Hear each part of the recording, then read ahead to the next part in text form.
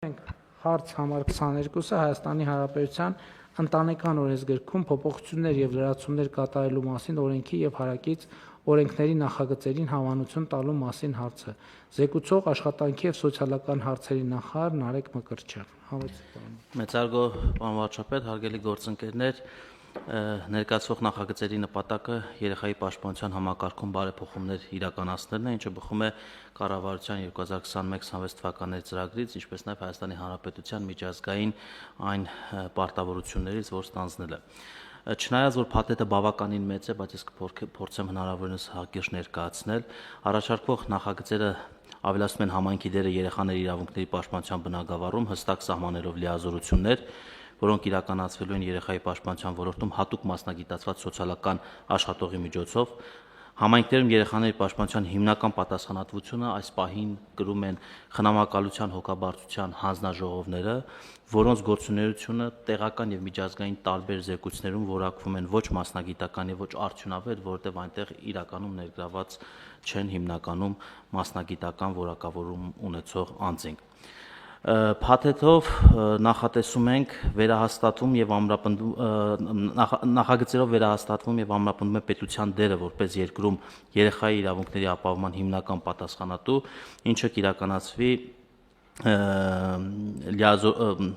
ինչը կիրականացվի համայնքների պատվիրակված լիազորության վերահսկողության միջոցով։ Ուժեղացվել է համայնքներում երեխայի պաշտպանության իրականացման հիմքերը համայնքում վարձատրվող մասնագիտական գործառույթի եւ մոնիթորինգի ու վերահսկողության համակարգի ներդրման միջոցով։ Սա հնարավորություն կտա մասնագիտորեն իրականացնել ոչ միայն բացահայտումն ու արձագանքումը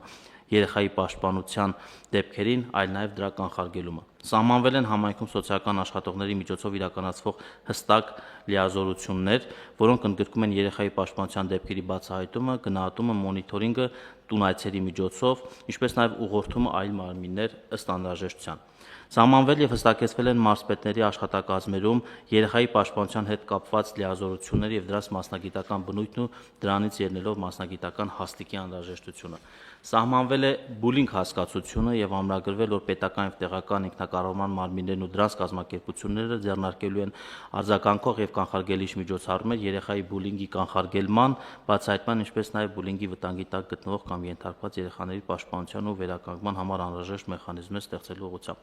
Ամրագրվել է, որ յուրաքանչյուր երեխա իրավունք ունի իր այլընտրանքային խնամքի ձևը եւ դրա նշանակման կամ իրականացման մասին որոշումը պարբերաբար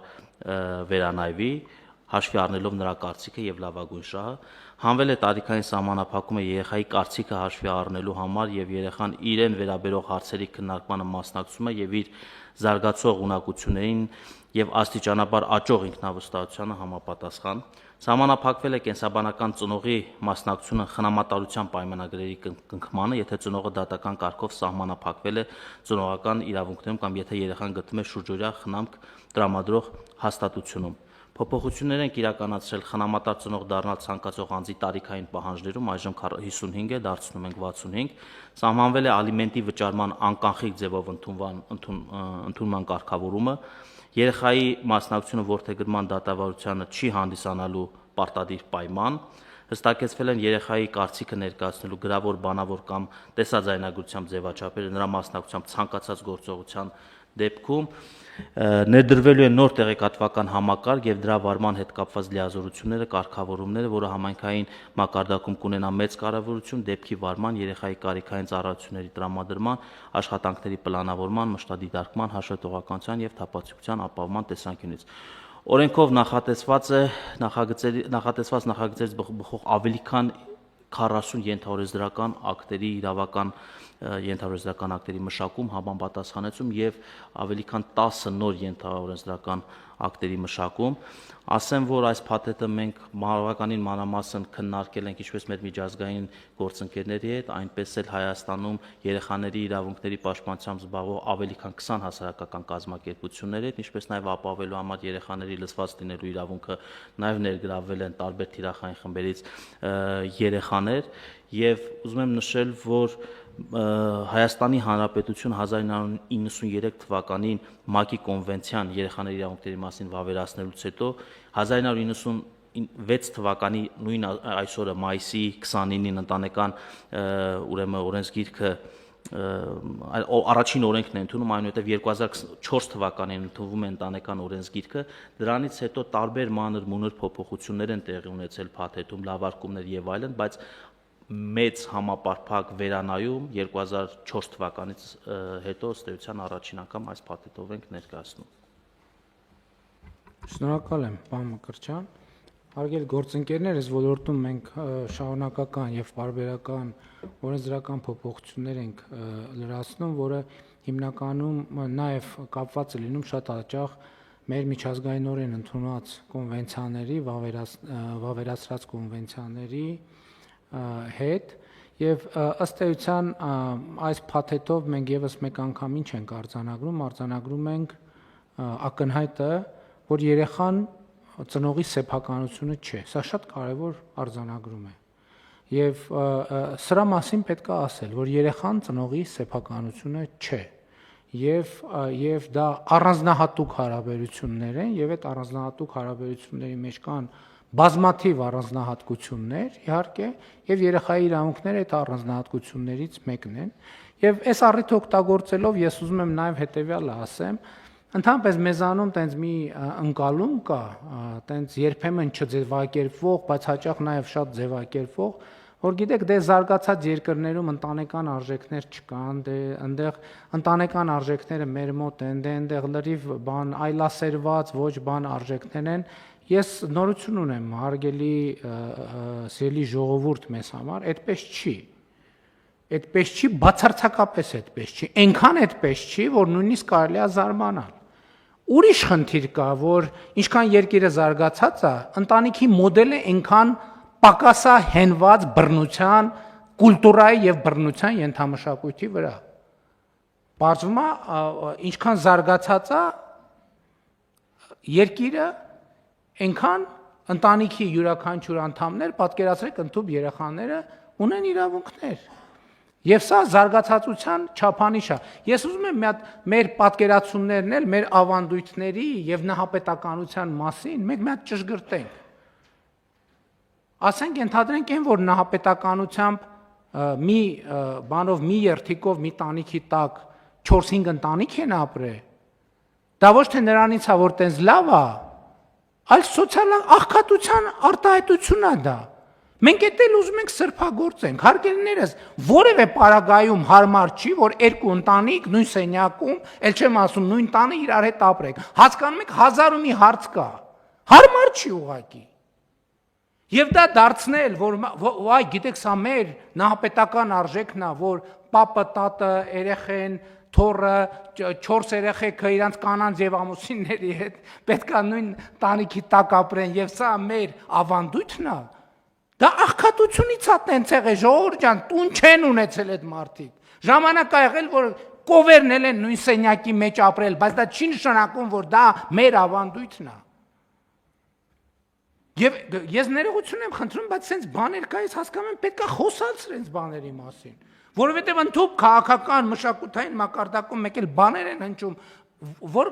կարելի է նույնիսկ խելագարվել։ Դա աղքատության արտահայտություն է։ Լավ բան չկա նրանում, որ մի քանի ընտանիք իրար հետ նույն տեղն են ապրում։ Օգտվում են նույն ենթակառուցվածքներից եւ այլն եւ այդպես շարունակ։ Դա աղքատության ցուցանիշ է, դա աղքատության արտահայտություն է։ Եվ լավ է, որ հիմա երկիրը զարգանում այն տրամաբանությամբ, որ մարդիկ հնարավորություն ունեն աշխատել, կանայք հնարավորություն ունեն, տղամարդիկ հնարավորություն ունեն, երիտասարդ ընտանիքներ հնարավորություն ունեն իրանց համար բնակարան ձեռք բերել եւ ապրել առանձին եւ նույնքան երբեմն ավելի շատ սիրել իրենց մյուս հարազատներին եւ ավելի լավ կապերով կապված մնալ մյուս հարազատների հետ։ Բայց ելի եմ ասում, ես ինչի եմ սրա մասին ասում, որտեղ սրա մասին պետք է ասել։ Որտեղ երբեմն տպավորություն է, որ մենք էլի նայում ենք ու չենք տեսնում։ Մենք անդադ նայում ու չենք տեսնում։ Փորձ է արվում ասել, որ երիտասարդ ընտանիքը, որ հնարավորություն ունի բնակարան կամ երեխան, ինչի ընտանիքը։ Հասուն մարդը, Ժորժ ջան, կներեք, հասուն մարդը ինչի պետք է իր ծնողի հետ ապրի, կարաք մի հատ բացատրեք։ Կամ ինչու չի կարող, լավ ուզում ապրի, դա ընտրության հարց է, որ ոչ մեկ չի կարող բան անել։ Ոչ մեկ չի կարող ասել սենց արա կամ նենց արա, բայց ասել որ սա ավանդույթ է, նա ավանդույթ չի, դա ճիշտ բան չի։ Դա ճիշտ բան չի։ Մարդկանց պետք է թողել ազատ իրանց ընտրության։ Թողել ազատ իրանց ընտրության, ով ոնց ուզում է, թող ապրի։ Մեկ ուզում է առանձին ապրի, թող առանձին ապրի, մեկ ուզում է միասին ապրի, թող միասին ապրի, բայց ես նկատի ունեմ այդ ավանդույթը, որ մենք այս process-ները մեզ ավանդույթներից հեռացնում են, բացարձակապես այդպես չի, ընդհակառակը ավելի ամրացնում են։ Ավելի ամրացնում են, եւ ես կարծում եմ, որ սա պետք է ընդգծել։ Եվ ի վերջո շեշտը եւ առանցքը ազատությունն է մարդու, թե իրան ոնց է ավելի կոմֆորտ ապրել։ Եվ այդ թվում մենք պետք է ի վիճակի լինենք երեխաներին պաշտպանել որոշակի իրավիճակներում, եւ շատ ավելի լավ է, որ դա անի համայնքը, քան թե կառավարությունը, որովհետեւ համայնքը ինքը իրեն ավելի լավ է ճանաչում։ Համայնքը ինքը իրեն ավելի լավ գիտի եւ նրբությունները, հարաբերությունները եւ ի վերջո համայնքը անհատի նկատմամբ կարող է ավելի հոգատար լինել, քան կարող է հոգատար լինել կառավարությունը, որը զուտ ֆիզիկապես շատ ավելի հեռու է։ Պարոն վարչապետ, համայնքի դերի շեշտման համատեքստում ասեմ, որ եթե օրինակ հիմա համայնքներում մենք ունենք սոցիալական աշխատողներ եւ տարածքային կառավարման ենթակառուցվածքների նախարարություն, երբ որ համայնքների միավորման նախագիծներ իրականացնում, յուրաքանչյուր 5000 բնակչի հաշվով մեկ սոցիալական աշխատող կա նախատեսված, նաև որոշակի միջազգային փորձ կա ուսումնասիրված այս մասով, եւ ըստ էության այդ սոցիալական աշխատողներն իրականացնում են այն գործառույթները սոցիալական պաշտպանության ոլորտի, որով որ սահմանում է համայնքը։ Հիմա մենք մեր այս օրենքով նաև ասում ենք, որ պետք է համայնքներում լինեն եւս մեկ սոցիալական աշխատողներ, կրկին 5000, բայց երեխայի հաշվարկով, որոնց գործառույթը միայն պետք է լինի երեխաների իրավունքների պաշտպանության հարցերով զբաղվելը, կանխարգելելը եւ ըստ անհրաժեշտության շատ օպերատիվ մյուս գերատեսչությունների հետ կոմունիկացնել, եթե կլինեն հատկապես այսպես թիրախային գոտում գտնվող երեխաներ եւ ռիսկեր։ Եվ մյուսը խնամակալության եւ հոգաբարձության հանձնաժողովներն են, որոնք որ առանցքային դերակատարություն ունեն որոշում կայացնելու երեխայի լավագույն շահից ելնելով օրինակ ծնողներից առանձնացնելու եւ ըստ անհրաժեշտության ընտանիքին մոտ միջավայրում կամ խնամքի հաստատություն փոխարինելու։ Այստեղ շատ կարեւոր է, որ մենք ունենանք նաև որ կամավորության սկզբունքով են ձևավորում այդ հանձնաժողովները, ունենանք խիստ պրոֆեսիոնալ մարդիկ, որտեղ այդտեղ շատ զգայուն հարցեր կան երեխաների իրավունքների հետ կապված, եւ ըստ էության մենք հիմա կարգավորում ենք բոլոր այս պրոֆեսիոնալ համայնքների հետ աշխատանքով, որպեսզի այս առաջիկայում արդեն երբ որ օրենքից հետո բխող ենթարարական ակտեր եւ ազգային ժողովում կքննարկենք առաջիկայում փուլային տարբերակով կանցնի, վստահ լինենք, որ մեր համայնքներում մենք ունենք պրոֆեսիոնալ մարդիկ, ովքեր որ զբաղվելու են երեխաների իրավունքների պաշտպանությամբ։ Դա էլ հաջորդ ամենամեծ մարտահրավերն է, որովհետեւ հա մեխանիզմ, բայց մենք պետք է նաեւ համոզված լինենք, որ կան անհրաժեշտ կադրեր, ովքեր այդ ամեն ինչը պրոֆեսիոնալ մակարդակի տիրապետում են, որովհետև հետ էլ եկեք ասեք, պարոն Մկրտչյան, որ խնամքի հաստատությունները իրանց հետ որոշակի մարտահրավերներ են բերում եւ այդտեղ էլ մենք խնդիրներ ունենք։ Ընդ որում մեծահասակների խնամքի հաստատություններում հոգեկան առողջության խնդիրներ ունեցող կամ այլ խնդիրներ ունեցող անձանց խնամքի հաստատություններում դեպքեր են բացահայտվել արդեն, որ ուղղակի չես հավատում, որ դա հնարավոր է, չես հավատում, որ դա կարող է տեղի ունենալ ուղղակի ֆիզիկապես, բայց դրանք փաստեր են տեղի են ունենում եւ դա մեր համակարգային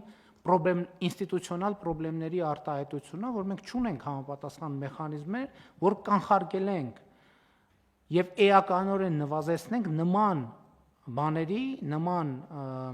երևույթների տարածումը։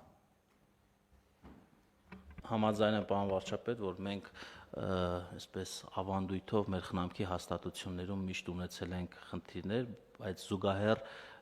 կառավարությունը ունի եւ միջազգային ստանձնած պարտավորություններ ապա ինստիտուցիոնալացման մեխանիզմներ ներդնելու առումով, այսինքն այնպիսի մեխանիզմներ, որ մենք այդ հաստատություններից նախ եւ առաջ երեխաների մասով հանենք երեխաներին եւ ընտանիքին մոտ միջավայրում հնարավորություն տակ եւ այս առումով մենք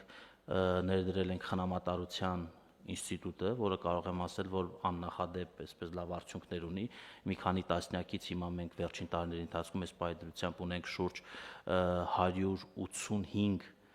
առանց ծնողական խնամքի մնացած երեխաներ, ովքեր որ խնամքի հաստատություններից հիմա դուրս են եկել եւ ապրում են կենսաբանական ընտանիքներում, այլ ընտանիքներում, այսպես ասած, ովքեր որ իրենց նաեւ երեխաների հետ միասին ապահովում են այդ երեխաների խնամքը, բնականաբար բոլոր անհրաժեշտ մեխանիզմներն այնտեղ կան դրված վերահսկողության, մոնիթորինգի եւ այլնի, եւ մեր մեխանիզմները բավականին լավն են նաեւ միջազգային պրակտիկայի առումով, անգամ վերջերս Մեծ Բրիտանիայի արտգործնախարարը ուղերձով շնորհակալություններ հայտնել Հայաստանի կառավարությանը առաջնորդելու համար այս ռեֆորմը, դրան զուգահեռ մենք անկախ կյանքի կենտրոններ ենք ստեղծելու, հիմա արդեն շինարարական աշխատանքները սկսվել են Մեծամոր համայնքում, մենք վերջերս հիմնարկեքի արարողությունը սկսեցինք, շինարարությունը ընթանում է, դա ինչ է լինելու, այդ ձեր նշած դեպքերը, նաև մեծահասակների հոգեկան առողջության խնդիր ունեցող մարդիկ կլինեն, հաշվանդամություն ունեցող մարդիկ, խնդիր ունեցող մարդիկ կլինեն,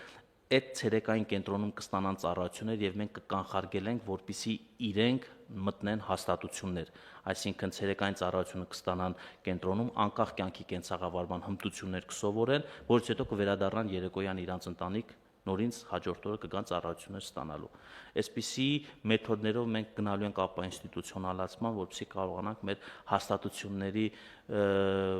վատ գետոյացված տրամաբանությունից դուրս գանք։ Դա շատ բարդ process է առնելու, որը շատ մեծ մարտահրավերներ է բերելու, բայց որ պետք է գնանք այդ ճանապարհով, կարծում եմ արդեն ոչ մեկս չենք կասկածում եւ ուղղակի ստեղել, էլի մարտահրավերներ են լինելու, եկեք չտրամադրվենք, որ այ հիմա այս որոշումը ընդունեցինք եւ ամեն ինչ լինելու է հարթ, չի լինելու հարթ եւ պետք է շատ ուշադիր լինենք, որ այդ անհարթությունները չլինեն ծանր հետևանքների բերող, այլ իրանք ընթացիկ աշխատանքային վիճակներով հնարավոր լինի կարգավորել։ Համեց։ Կարճ արձագանք, ասեմ, որ ինչպես այս ռեֆորմը, այնպես էլ մեր մյուս մեծ տասնամյակներ շարունակ գոյություն ունեցած համակարգերի բարեփոխման մեր նախագծերը մենք անցումային փուլերով ենք իրականացնում, ազգային ժողովը առաջիկա ամիսներին սա հաստատելուց հետո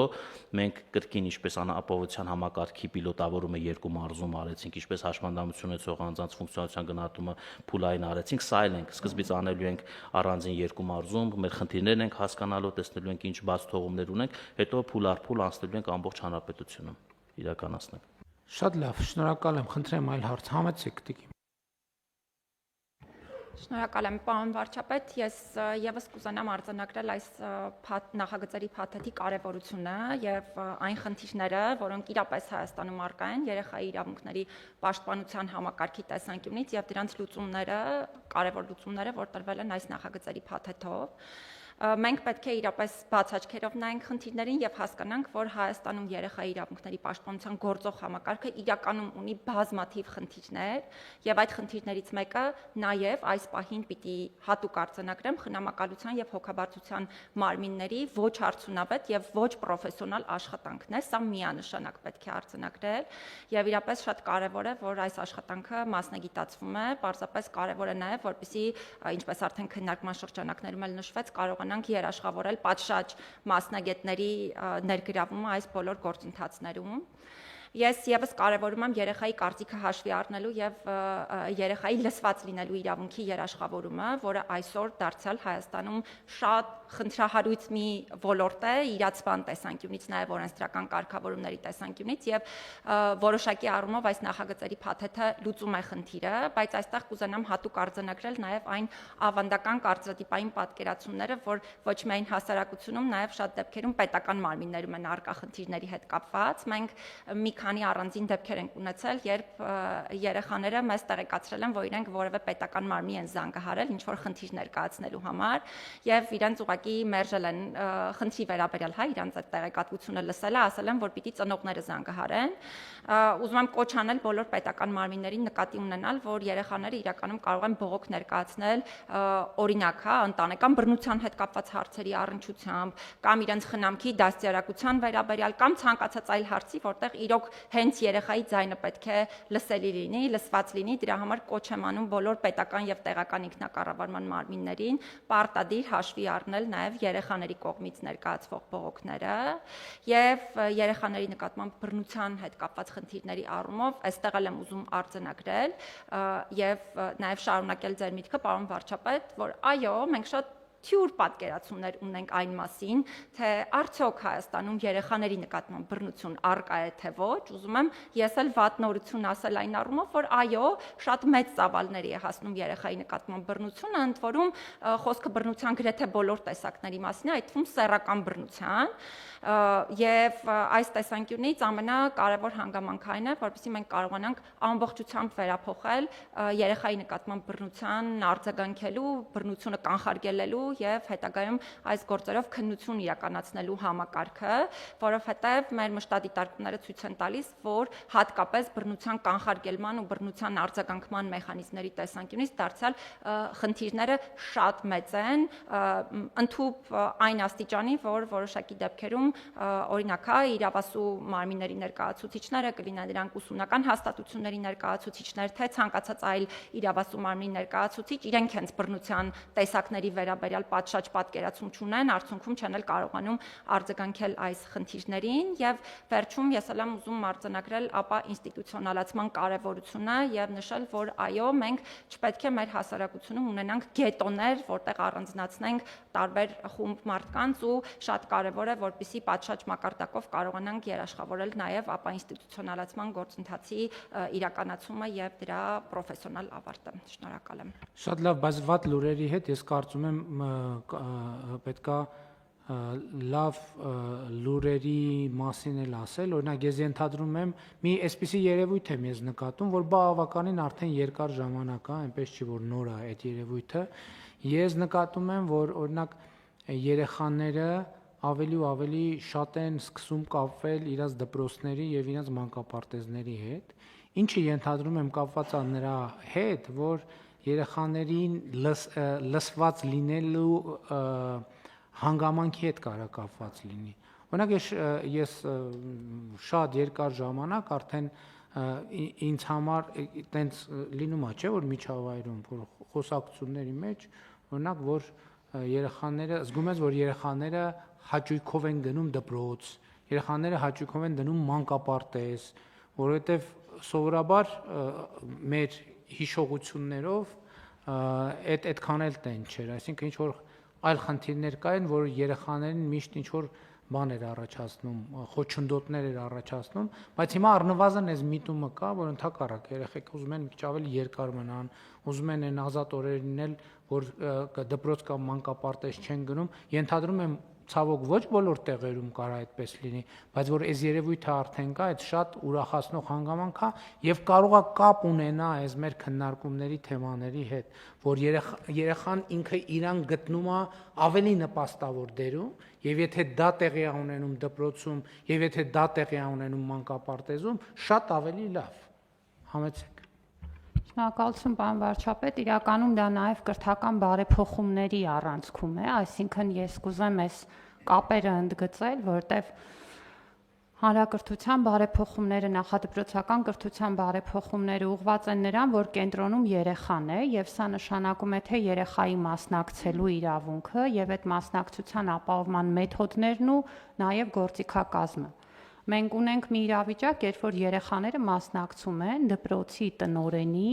ընտրության գործընթացին, արտահայտելով իրենց կարծիքը այն ծրագրերի վերաբերյալ, որոնք տարբեր հավակնորդներ ներկայացնում են։ Մենք ունենք մի իրավիճակ, երբ որ մենք ինստիտուցիոնալ ենք դարձրել երեխաների մասնակցությունը դպրոցի վերաբերող այլ կարևոր հարցերում։ Բոլորովին վերջերս մենք քննարկում ենք մասնակցային բյուջետավորման գործընթացը եւ այդտեղ նույնպես մեր երեխաների մասնակցության հնարավորությունները։ Սրան շատ մեծ նպաստում է բերում նաեւ այն մեթոդները, որ ներդրվում են եւ կուզեմ նշել օրինակ նախագծային ուսուցումը։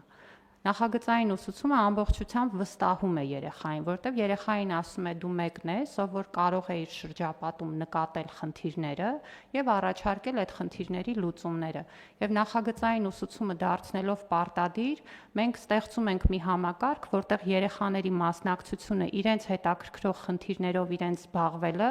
միաժամանակ թե կրթական գործընթաց է եւ թե նաեւ նպաստում է, որ այդ միջավայրային փոփոխությունները տեղի ունենան։ Խնդիրները իհարկե շատ են եւ այստեղ Տիկին Մանասյանի նշած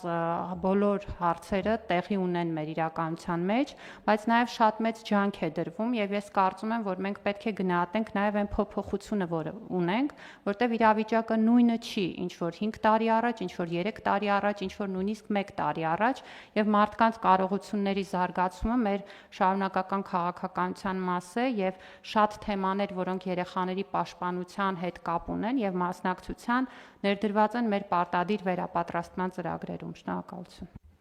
Տիկին Անդրեասյան, դուք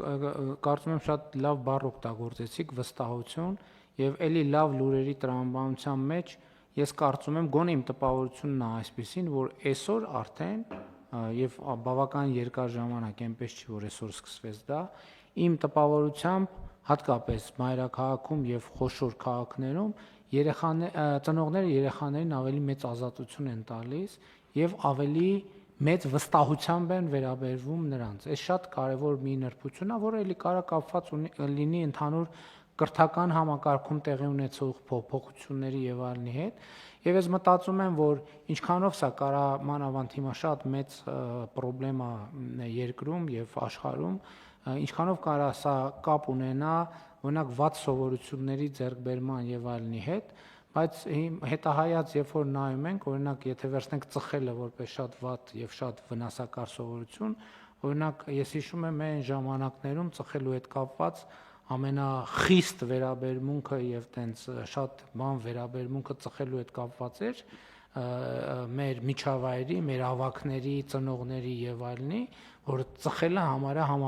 հավասարեցված էր հանցագործության նման մի բան էր ընկալվում, բայց մենք բոլորը սկսեցինք ծխել։ Այսինքն այդ բան միջավայրը, որ այդ տեսեք հենց բռնվեք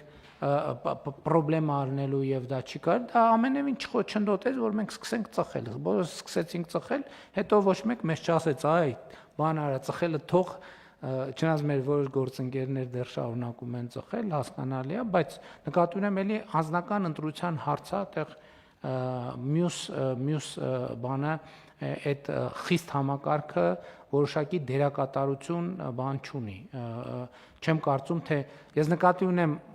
հիմա օրինակ շատ է խոսվում թմրամիջոցների հետ կապված խնդիրների մասին եւ ակնհայտ է, որ այդ խնդրեմը կա։ Ես հիմա զուգահեռ մտածում եմ, ասում եմ, այդ ազատությունը ինչքանով է նպաստում դրան, դե երևի ինչ որ չափով նպաստում է, բայց հետահայաց որ նայում եմ, որ այդ խստության կամ ինչ բառ ասեմ, տենց բանի, տենց ռեժիմային մթնոլորտը ժամանակին